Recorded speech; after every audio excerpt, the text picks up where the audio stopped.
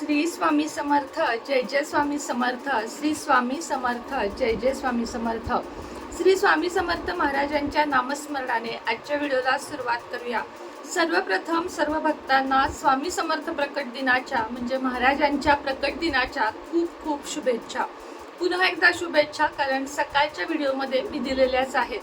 महाराजांची सेवा करून झाली का, म्हणजे सारामृत असेल किंवा नामस्मरण असेल, आपल्या आपल्या घरात सर्वात आधी सेवेला प्राधान्य द्या.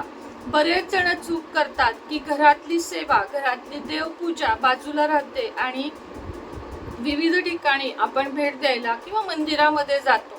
मंदिरात अवश्य जा, मात्र घरातली पूजा ठेवून किंवा घरातली पूजा चुकवून कुठेही जाऊ नका. सगळ्यात आधी आपल्या घरात सेवा करा, कारण आपल्या घरात सेवा केल्याने घरातील पॉझिटिव्हिटी वाढते, घरामधले भीती, भय, संकटे सगळं काही दूर होते आणि एक नवीन छान आपल्याला पुढे जगण्यासाठी प्रेरणा मिळते.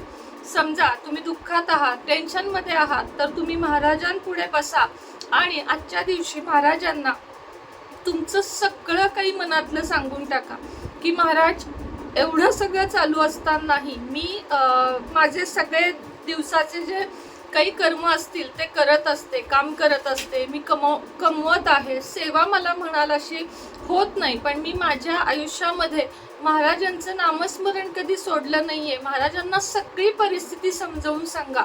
प्रत्येकाला दररोज अभिषेक केलाच पाहिजे किंवा करायला मिळतो असं नाहीये. बऱ्याचदा दगदगीच्या आयुष्यामध्ये आपल्याला फक्त गुरुवारी किंवा काहींना तर गुरुवारी सुद्धा अभिषेकाला वेळ मिळत नाही. पण अशा वेळेस नाराज होऊ नका, कारण अगदी तुम्हाला सांगते, जे देवाचं काहीच करत नाही, जे देवाला मानत पण नाहीत, त्यांना सुद्धा महाराज पावतात. महाराजांचं ना सगळ्यांच्या वागणुकीकडे लक्ष आहे. हे मला तुम्हाला थोडक्यात सांगायचं आहे की महाराजांपुढे तासन तास बसून सेवा म्हणजे काय, काही तुम्ही वाचन केलेत किंवा महाराजांना खूप काही डेकोरेटिव्ह केलेत. आता मी आज फक्त थोडीशी लाईट माळ लावली आहे, पण मी 100 वेळा देवघरासमोर येते, कारण मी तुम्हाला माहिती आहे, मी कधीच नाही, मी साधी सुधी फुलं, एक तुपाचा एक तेलाचा दिवा, इतकीच माझी सेवा असती. पण ती अंतःकरणापासून असती. म्हणजे मी नाही पूजा केली एखाद्या दिवशी तरी पण माझ्या इथून म्हणजे माझ्या हृदयातून महाराजांचं स्थान कधीच कोणी घालवू शकत नाही. मी कुठेही कधीही कुठे पण असू दे, पण मी फक्त महाराजांचं चिंतन करत असते आणि या चिंतनामुळे आजपर्यंत मला बरंच दिलंय. म्हणजे माझ्या लायकीपेक्षा जास्त मला महाराजांनी दिले. हो, महाराजांपुढे खरंच सांगते की आपली लायकी म्हणून आपण काहीच नाहीये, आपण शून्य आहोत, आपल्याला अजून काहीच जमत नाहीये. महाराजांच्या सेवेत आपण अजूनही खालच्या पायरीवर आहोत. असं जेव्हा तुम्ही मानाल तेव्हाच महाराज तुम्हाला नक्की प्रसन्न होतील. कारण खूप जण आपला अवडंबर माजवतात. म्हणजे काय, तर महाराजांना मी हे दिलं ते दिलं म्हणजे दिखाऊपणा करतात आणि ऍक्च्युली महाराजांना तो आवडत नाही. त्या व्यक्तीचा राजयोग असेल, काळ चांगला असेल म्हणून थोडके दिवस तुम्हाला दिसेल पण की अरे ह्याचं असं करून चांगलं आणि माझं नाही. पण महाराजांच्या कसं आहे, निर्णयाला वेळ लागतो, पण एकदा जर तो लागला ना तर आपली ओंजळ अपुरी पडते, आपली जोळी अपुरी पडते. एवढं महाराज देतात. मला एक प्रश्न आला होता की ताई, महाराजांना तुम्ही नैवेद्य काय दाखवता किंवा महाराजांना नैवेद्य कसा दाखवावा, तर मी तुम्हाला आज त्याच्याच विषयी थोडक्यात माहिती देणार आहे. सगळ्यात पहिली आणि महत्वाची गोष्ट की देवाला हे सोहळ्यामध्येच स्पर्श करावा. आता सोहळं म्हणजे काय हे तुम्हाला समजावून सांगते. जेव्हा आपण आंघोळ करतो, आपण शुचिर्भूत होतो, म्हणजे आपण सगळे सकाळचे कर्मविधी उरकून जेव्हा आपण आंघोळ करतो तेव्हा फक्त देवांना स्पर्श करावा. इतर वेळेस दुपारी, संध्याकाळी वाटेल तेव्हा असा देवाला कधीच स्पर्श करू नये. हे तुम्ही कोणालाही विचारा, जे गुरुजी असतील किंवा जे थोडेसे मोठे असतील तुमच्यापेक्षा, त्या सगळ्यांना विचारा की देवाला फक्त सोहळ्यामध्येचा अर्थ काय. सोहळं म्हणजे काय खूप पाळायचं असं नाही, तर आंघोळ झाल्यावरचा जो काळ असतो, जेव्हा आपण देवपूजा करतो तेव्हा फक्त देवाला आपण स्पर्श करावा, त्यांना स्नान वगैरे घालावं. आता नैवेद्याचा प्रश्न की मलाही विचारतात की ताई, तुम्ही स्वामींना नैवेद्य काय दाखवता.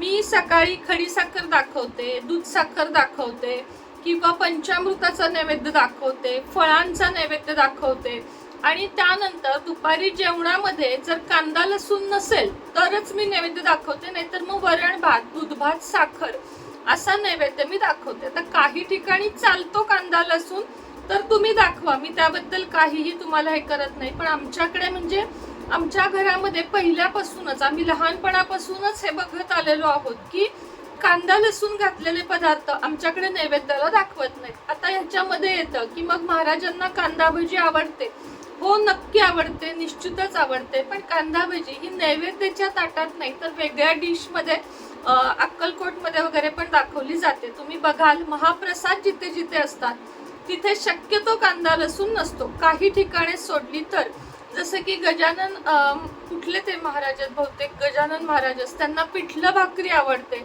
म्हणजे काही ठिकाणं आहेत अशी, नाही असं नाहीये. पण मी वैयक्तिक काय करते ते तुम्हाला सांगत आहे की महाराजांना आज सुद्धा मी बेसनाचे लाडू केले आहेत आणि त्याचाच नैवेद्य मी संध्याकाळी दाखवणार आहे. सकाळी भेंडीची भाजी, वरण भात, पोळी आणि श्रीखंड असा नैवेद्य मी दाखवला. पोळ्या न करण्याचं कारण, काल पाडवा होता, कालही गोड झालं होतं आणि जर मी पोळ्या करत बसले ना तर मग माझी सेवा होत नाही. म्हणून मग मी आज ठरवलं की नाही, आज महाराजांना बेसन लाडू तर खूप जास्त प्रिय आहेत, त्यामुळे मी आज बेसन लाडूचा नैवेद्य दाखवला. आता रोजचा नैवेद्य कसा दाखवावा, मी तुम्हाला एक अगदी कळकळीची विनंती करते.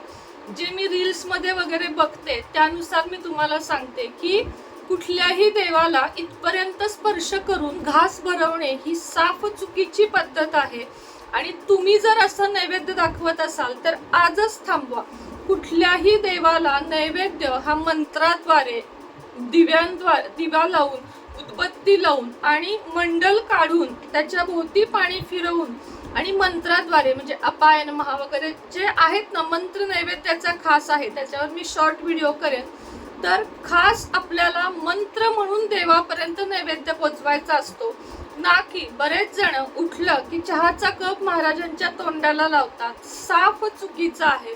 त्यानंतर पेढे, बर्फी, लाडू काही आणले की महाराजांच्या तोंडाला लावतात. नाही, हे सुद्धा साफ चुकीचं आहे. कारण देवाला असा वारंवार प्राणप्रतिष्ठा केलेल्या देवाला आपल्या मनातील तेव्हा हात कधीही लावू नये.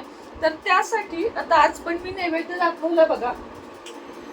आणि नैवेद्य कधी जमिनीवर पण ठेवू नये. तर असा एखादा पाट, असा किंवा साधा किंवा सरळ एखादं प्लेन छोटंसं कापड घ्यावं कोणत्याही रंगाचं, किंवा आता देवघराला अशा पद्धतीचे ड्रॉवर असतात उघडायचे, त्याच्यावर पाण्याने भरीव मंडल चौकोन काढून तो भरावा. त्यानंतर त्याच्यावर तुम्ही जे काही नैवेद्य दाखवता, दूध साखर, खडी साखर, लोणी असेल किंवा वरण भात असेल, दूध साखर असेल, संपूर्ण जेवणाचा नैवेद्य असेल, तो ठेवावा आणि त्यावर आपण पाणी फिरवून, काही नसेल ना तुम्हाला जमत, अपायन स्वाहा वगैरे नाही जमत, बऱ्याच जणांना नाही जमत, तर एकच सांगते, नैवेद्य दाखवावा आणि सर्व देवांना, परमेश्वराला विनंती करावी. आता एकट्या महाराजांना सांगायचंय का की स्वामी किंवा माऊली किंवा महाराज तुम्ही नैवेद्य ग्रहण करा? नाही. मग बाकीच्या देवांनी काय करायचं? तर म्हणून सर्व देवांना मिळून एकच नैवेद्य आपण दाखवावा आणि सांगावं की मी तुम्हा सर्वांना नैवेद्य दाखवलेला आहे, हे खरं तर तुमचंच आहे, तुम्हीच आम्हाला दिलेलं आहे, त्यासाठी सर्वप्रथम धन्यवाद. आणि त्यानंतर हा नैवेद्य आपण ग्रहण करावा, जो मी भक्तिभावाने, प्रेमाने तुम्हाला अर्पण करत आहे. काहीही माझ्याकडून हे करण्यामध्ये चूक झाली असेल तर मला माफ करावे, बस इतकंच म्हणावं आणि नैवेद्य दाखवावा. लक्षात घ्या, दररोजच्या नैवेद्यामध्ये दररोज जेवणाचाच नैवेद्य दाखवला पाहिजे हे अजिबात कंपल्सरी नाहीये. कधी केळाचा नैवेद्य दाखवू शकता, कधी तुम्ही सफरचंद, कधी डाळिंब, कधी चिक्कू, दररोज एक फळ, द्राक्षाच्या सीझन मध्ये द्राक्षे, आंबा, कलिंगड, ह्यातलं काहीही तुम्ही नैवेद्याला दाखवू शकता. एक वेळेस जेवण दाखवा, एक वेळेस फळ दाखवा, दोन्हीतल्या एकाच वेळेस नैवेद्य दाखवला तरीही चालतो. असं बिलकुल नाहीये की दोन्ही वेळेस. पुन्हा मी तेच सांगते की सकाळी अंघोळ झाल्या नैवेद्य दाखवून घ्या, परत दिवसभर काहीही दाखवायची गरज नाही. संध्याकाळी तुम्हाला जर वाटलं की मी जेवले, महाराज उपाशी आहेत, खरं तर ते कधीच उपाशी नसतात, कारण त्यांचं पोट आपल्या भक्तीमुळे भरतं, अन्नामुळे नाही. आपल्या सगळ्यांना हे माहिती आहे की ते काही आपण दिलेलं खात नाही. अशा वेळेस काय करावं, तर आपण जेव्हा जेवायला बसतो आदरयुक्त जेवायला बसावे, चिडचिड करू नये. बायकांच्या म्हणजे घरातील स्त्रियांच्या चुका काढू नयेत. यात मीठ राहिलं, यात तिखट राहिलं, भाजीला चवच नाही, बिलकुल नाही. कारण प्रत्येक जेवण म्हणजे एक नैवेद्य आहे. आपल्याला परमेश्वराची आपल्यावर कृपा आहे की आपल्याला 2 वेळचं जेवण मिळतं. कधीही अन्नाचा किंवा कशाचाच माज करू नका तुम्ही. ताटावर बसा.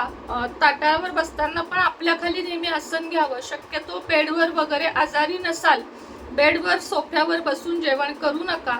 डायनिंग टेबलची पण आता खूप फॅशन आहे, मान्य आहे, पण जेवढ्या वेळा जमेल मांडी घालून तुम्ही. या सगळ्याचं महत्व आहे की आपले पाय जमिनीला टेकावेत. त्यानंतर आपली बरीचशी शरीर रचना अशी आहे, दिलेली आहे देवानं, की ते खाली मांडीवर म्हणजे भूमीवर टेकूनच बसायचं आहे. त्यानंतर पूर्वी बघा, तुम्हाला माहित असेल की बसायला एक पाट आणि जेवणाला एक पाट असायचा. आता तसं नाहीये. म्हणून खालीच फरशीवर छोटंसं मंडल घाला किंवा नका घालू. ताट जेव्हा आपल्या पुढं घरातली महिला वाढते तेव्हा त्याच्यावर पाणी फिरवा. नैवेद्य दाखवल्यासारखा पाणी फिरवा. श्री स्वामी समर्थ किंवा ज्या देवाला मानता त्यांचं नाव घ्या आणि महाराज नैवेद्य ग्रहण करावा बसल्या जागेवर आणि त्यानंतर जेवायला सुरुवात करा. मात्र ज्यावेळेस तुम्ही मांसाहार वगैरे करता त्यावेळेस ही कृती करायची नाहीये, इतर वेळेस तुम्हाला करायची आहे. तुम्हाला आता माझं म्हणणं पटलं असेल कदाचित की देवाला असं भरवू नये, कधी सुद्धा असं भरवू नये, ते चुकीचं आहे. शास्त्र सांगतं की देवाला फक्त आणि फक्त मंत्राद्वारे आणि अग्नीद्वारे नैवेद्य द्यावा. म्हणून मंत्र नसेल येत तर नैवेद्य ग्रहण करावा, ही प्रेमळ विनंती. एवढंच म्हणावं आणि दररोजचा नैवेद्य दाखवावा.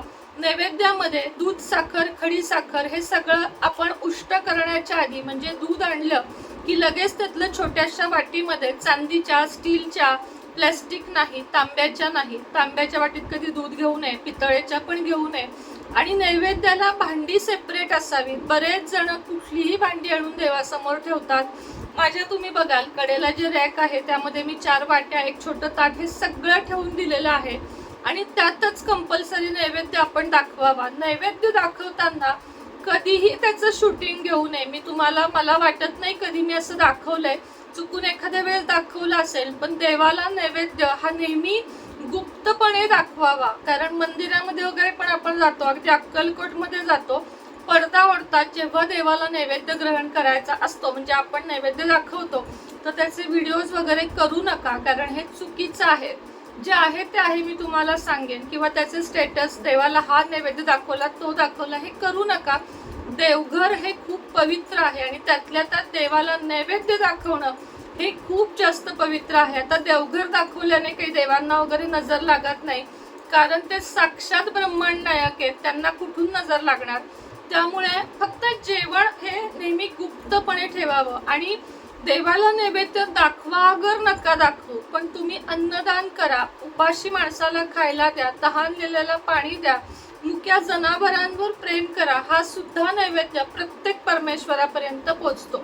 तर आजच्या स्वामी समर्थ महाराजांच्या प्रकट दिनी ही महत्वाची माहिती तुम्हाला द्यावीशी वाटली म्हणून तुम्हाला ही माहिती दिली.